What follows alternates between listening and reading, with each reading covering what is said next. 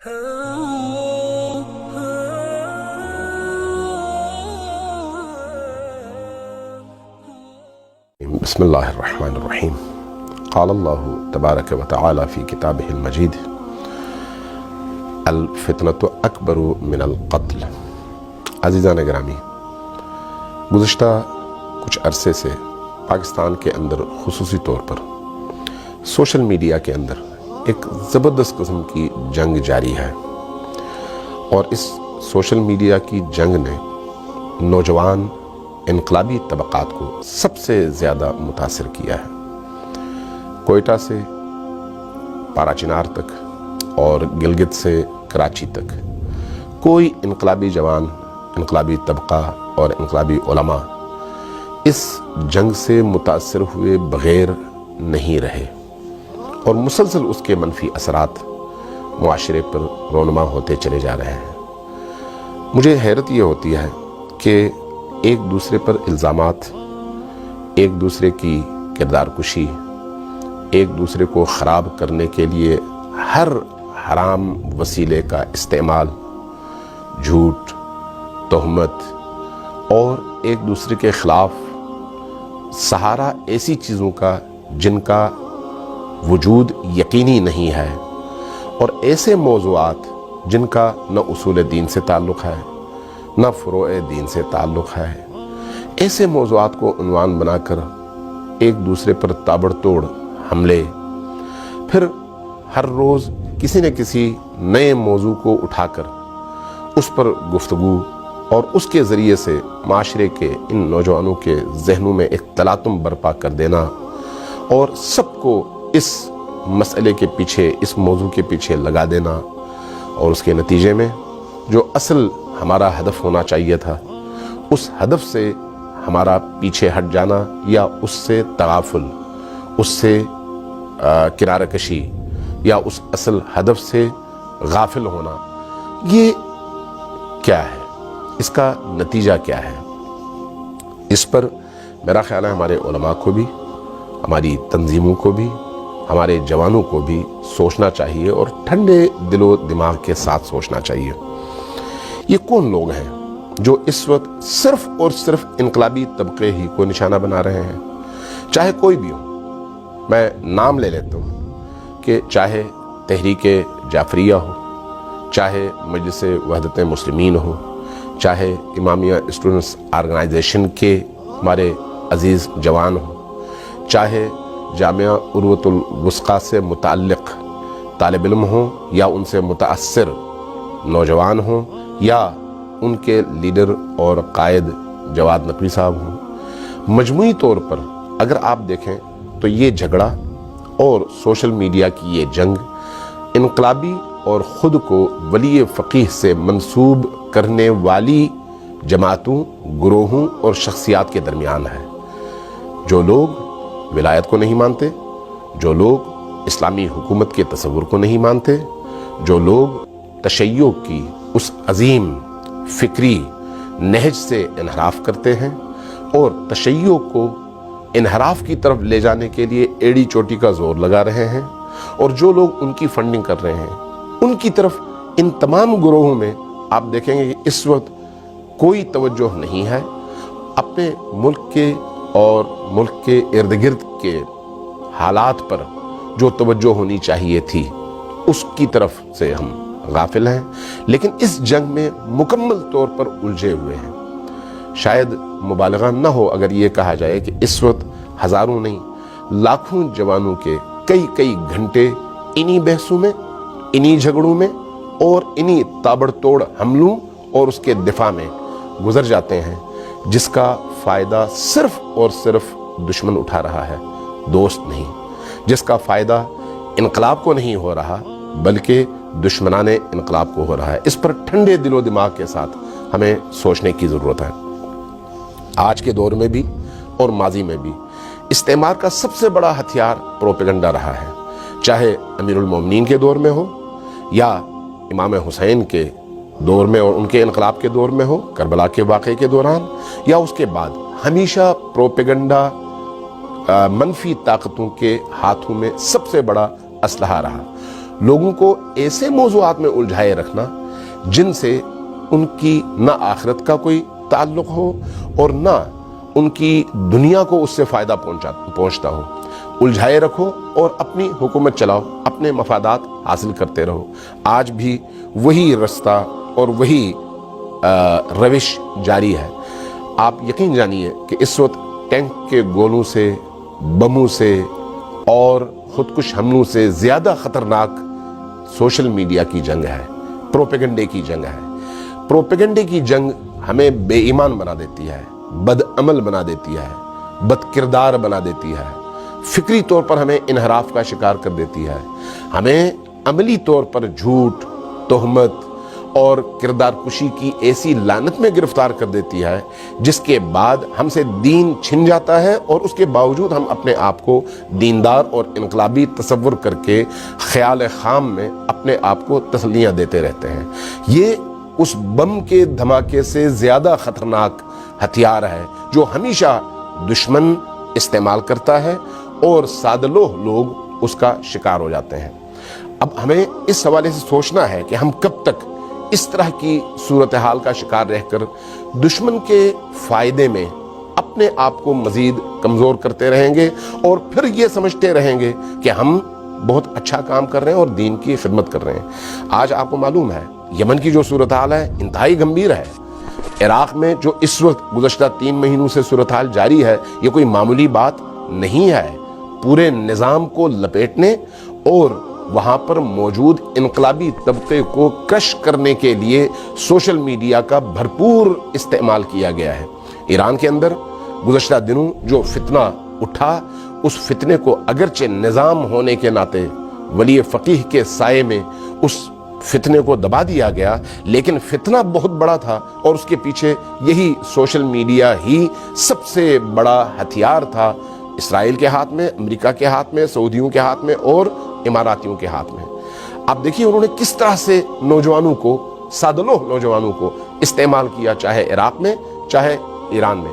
عراق کے اندر 35,000 اور ایران کے اندر 40,000 جوانوں کو جذب کیا، ترکی بلایا، مختلف یورپین ممالک میں بلایا، ان کی ورکشاپس کی، ان کو ٹریننگ دی اور ٹریننگ کے ذریعے سے ایک بہت بڑی تعداد کو سوشل میڈیا کی اس جنگ میں ٹرینڈ کر کے بھیجا کہ وہ سوشل میڈیا کی اس جنگ میں انقلابی طبقے کو، رہبر کو، انقلابی شخصیات کو اتنا خراب کریں کہ معاشرے کے اندر ان کا امیج تباہ ہو جائے.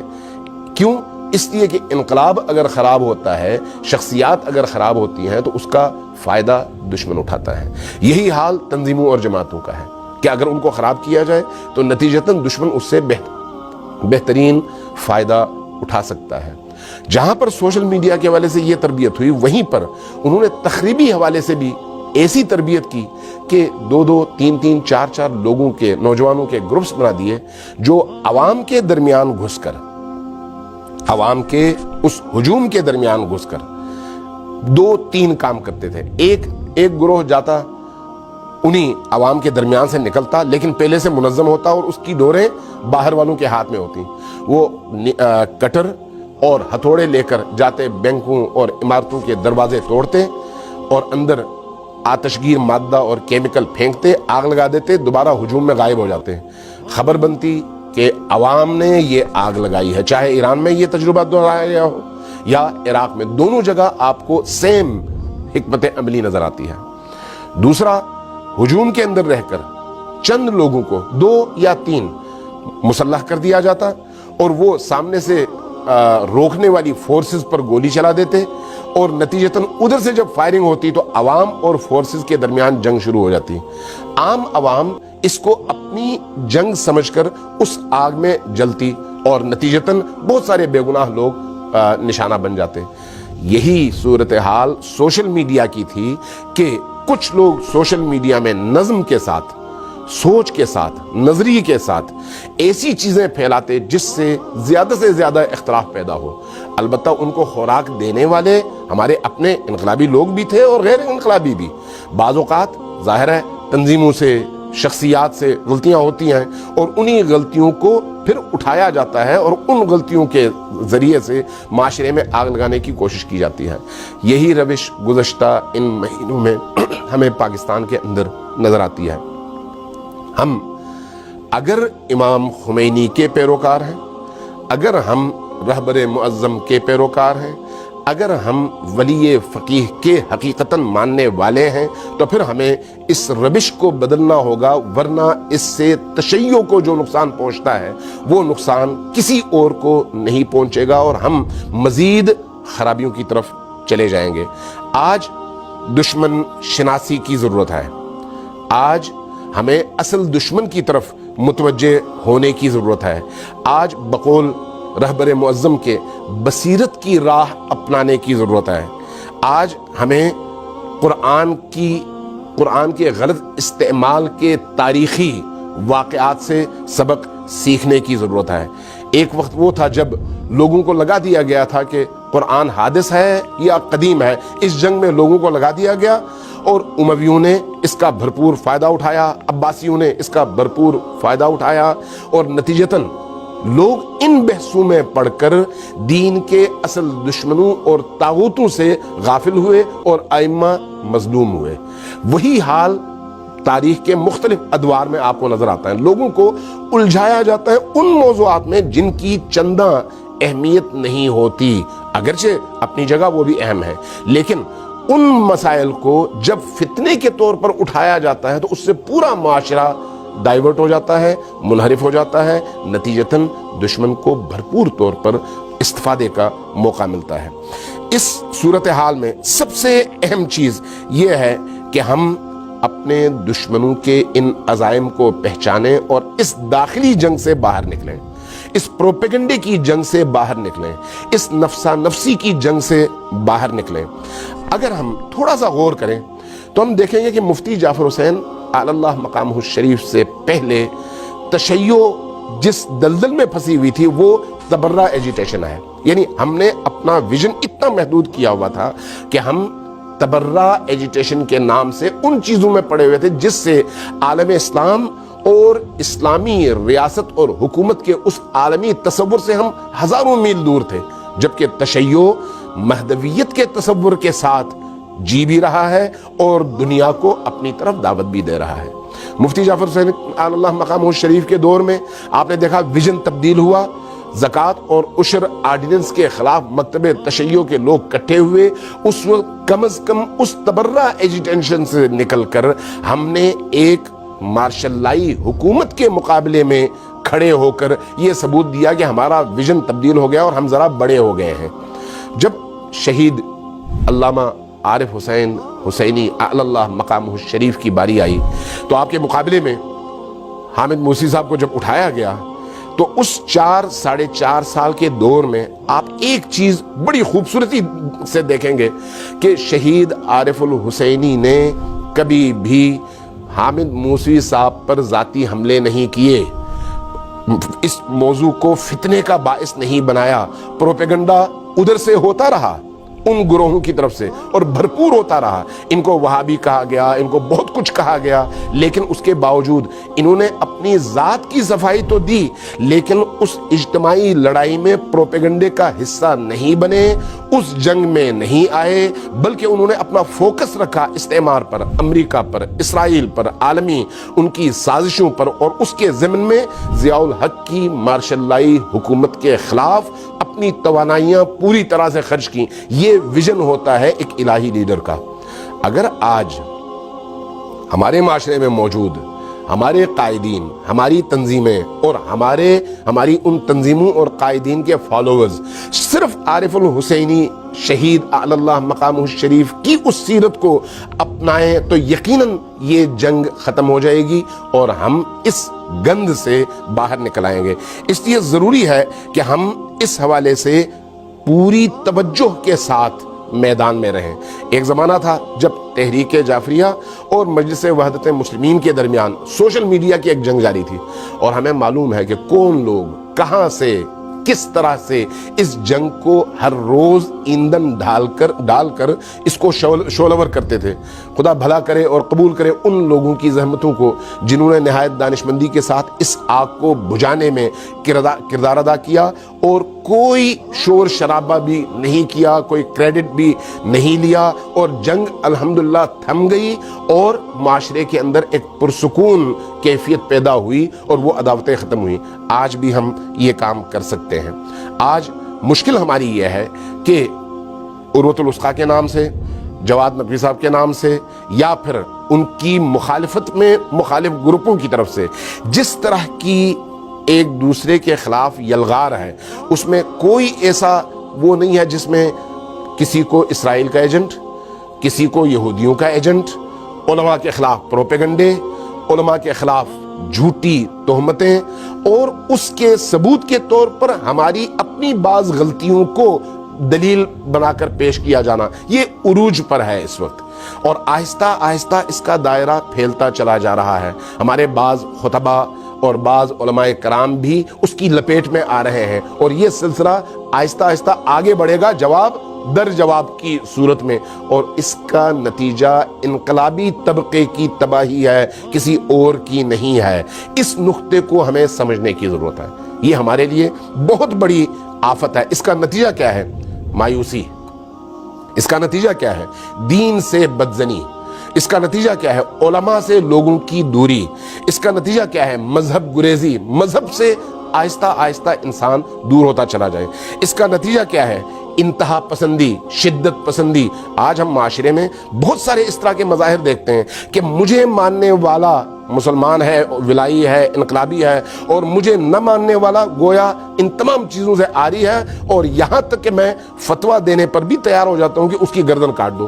نہیں، یہ انتہائی غلط روش ہے، چاہے تنظیموں کی طرف سے، چاہے کسی گروپ کی طرف سے، چاہے کسی شخصیت کی طرف سے، جو بھی اس طرح کی راہ میں اپنا حصہ ڈالتا ہے وہ خودکشی بھی کرتا ہے اور قوم کو بھی ایک دلدل میں مزید ڈالنے کی اس سازش میں حصہ دار بنتا ہے، چاہے جانتے ہوئے کر رہا ہو، چاہے انجانے میں کر رہا ہو۔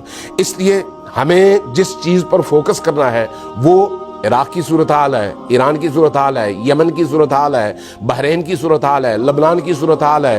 جبہے مقاومت کو اس وقت جن مشکلات کا سامنا ہے، جن چیلنجز کا سامنا ہے، اس کو فوکس کرنے کی ضرورت ہے، اس کو معاشرے کے اندر زندہ رکھنے کی ضرورت ہے، ان انقلابی افکار کو عامت المسلمین تک اور دنیا والوں تک پہنچانے کی ضرورت ہے۔ یہ جو ہماری توانائیاں اس وقت ان موضوعات پر خرچ ہو رہی ہیں، ان کا اگر ہم آدھا حصہ بھی خرچ کر لیں اپنے ان نظریات کے لیے تو یقیناً اس کا انتہائی مثبت اثر ہوگا۔ لیکن آج کی جو صورتحال ہے اس میں ہم آہستہ آہستہ دیگر تمام مکاتب کے فالوورز کی آنکھوں کے سامنے اپنے آپ کو خراب کر رہے ہیں، اپنے مکتب کو خراب کر رہے ہیں، اور اپنے مکتب کے تشخص کو مسخ کر رہے ہیں جو اس حد تک ایک دوسرے کے خلاف لگے ہوئے ہیں۔ اس چیز سے ہمیں اپنے آپ کو بچانا ہے۔ یہ صرف پاکستان کا مسئلہ نہیں ہے۔ سوشل میڈیا اس وقت ایک ایسی آفت کا نام ہے جس کے ذریعے سے آپ پاکستان میں رہتے ہوئے پوری دنیا میں موجود تشیع اور انقلابی فکر کے لوگوں کو منفی انداز میں متاثر کر رہے ہیں اور کر سکتے ہیں اور مزید تباہی کی طرف لے کر جا سکتے ہیں۔ لہٰذا دشمن کے جلائے ہوئے آگ میں ہمیں نہ خود ایندھن بننا چاہیے اور نہ ہی اس پر تیل ڈال کر مزید اس کو شعلور کرنا چاہیے۔ یہ فتنہ ہے، اس فتنے سے ہمیں اپنے آپ کو بچانا ہے۔ آخری بات، ہمارے لیے معیار امام خمینی کے افکار ہیں، چونکہ امام خمینی کے افکار اللہ کی کتاب کی ترجمانی ہے، اس لیے ہمارے لیے معیار امام خمینی کے افکار ہیں۔ ہمارے لیے معیار رہبر معظم اور ولی فقیہ کے ارشادات، ان کی ہدایتیں، ان کی سیرت اور ان کی رہنمائیاں ہیں۔ کیوں؟ اس لیے کہ نمبر ایک وہ ولی فقیہ ہیں، اور ولی فقیہ ہونے کے ناطے ان کا جو عمل ہے وہ قرآن اور سیرت نبی اور ائمہ سے ماخوذ ہے، اس لیے وہ ہمارے لیے معیار ہیں۔ ہمارے لیے معیار کوئی ایرا غیرا نہیں ہے، کوئی تنظیم نہیں ہے، کوئی شخص اور شخصیت نہیں ہے جو ان ہستیوں کی راہ میں کھڑا ہو کر ان کی ترویج کرے گا اور ان کے افکار کی ترجمانی کرے گا ہمارے لیے، وہ سر آنکھوں پر۔ جو اس راہ سے انحراف کرے گا، چاہے اس نے میرے اس لباس کو پہنا ہوا ہو، چاہے اس نے یہی امامہ سر پہ رکھا ہوا ہو، اگر اس لباس اور اس جبے قبے ابا قبا کے ساتھ بھی اگر اس راہ سے انحراف کرے اور لوگوں کو فتنے میں ڈالے، تو یہ کسی بھی صورت میں قابل قبول نہیں ہے، چاہے نعرے کتنے ہی خوبصورت کیوں نہ ہوں۔ لہٰذا ہمارے لیے معیار وہ شخصیات ہیں، انقلاب ہے، جبہہ مقاومت ہے، اس کو ہم نے فالو بھی کرنا ہے اور اس کی ہم نے زیادہ سے زیادہ ترویج بھی کرنی ہے، اور دشمنوں کا آلے کار کسی بھی قیمت پر ہمیں نہیں بننا۔ لہذا تنظیم پرستی اور شخصیت پرستی، گروہ پرستی، دوست پرستی، تعلقات، ان چیزوں سے باہر نکل کر امام حسین علیہ السلام کے پیغام کو ہمیں پکڑنا چاہیے، اور ان فتنوں کا مقابلہ کرنے کے لیے ان رنگوں کی اینکوں کو ایک طرف رکھ کر ولی فقیہ کے افکار کو اور ان کی ہدایتوں کو سمجھنا چاہیے۔ آپ کے پاس اس وقت ولی فقیہ کی ویب سائٹ موجود ہے، جس موضوع پر چاہیں آپ وہاں پر سے وہ موضوعات اٹھا سکتے ہیں اور دیکھ سکتے ہیں کہ ولی فقیہ کی نظر اور ان کی سیرت کیا ہے، اور گزشتہ 30 سالوں میں حضرت آیت اللہ العظمیٰ امام خامنئی کی سیرت اس طرح کے تمام فتنوں میں کیا رہی، اس کو اگر ہم نے معیار بنایا تو یقین جانیے ہماری نجات کے لیے یہ کافی ہے۔ ورنہ جس محاذ پر، جس رخ پر ہم اس وقت جا رہے ہیں، یہ تشیع کی مزید تباہی کا باعث بنے گا، اور اس سے نہ اللہ راضی ہے، نہ ائمہ اطہار علیہ السلام راضی ہیں، اور نہ امت اسلامی کو اس سے کسی طرح کا کوئی فائدہ ہو سکتا ہے۔ معیار اللہ اور رسول کی اطاعت کرنے اور ان کے پیغام کو زندہ شکل میں ہم تک پہنچانے والی وہ ہستیاں ہیں، آج کے معاصر ہستیاں، جن کو امام خمینی اور امام خامنئی کہا جاتا ہے۔ اللہ تبارک و تعالی ہمیں ان دونوں معیارات کو آج کے دور میں مضبوطی کے ساتھ پکڑنے کی توفیق عطا فرمائے، اور ہمیں یہ توفیق دے کہ ہم ائمہ کی اخلاقی تعلیمات کو اپنے سامنے رکھتے ہوئے، قرآن کریم کی اخلاقی تعلیمات کو اپنے سامنے رکھتے ہوئے، ان اخلاقی تعلیمات کے مظہر کے طور پر ان ہستیوں کی سیرت سے ہم سیکھ سکیں اور دشمن کو حقیقی معنوں میں پہچان سکیں، اور دوستوں کے درمیان، ہم فکروں کے درمیان، پیروکاروں کے درمیان اختلاف کا بیج بونے اور نفرتوں کا بازار گرم کرنے سے ہم اپنے آپ کو بچا سکیں۔ والسلام علیکم ورحمۃ اللہ وبرکاتہ۔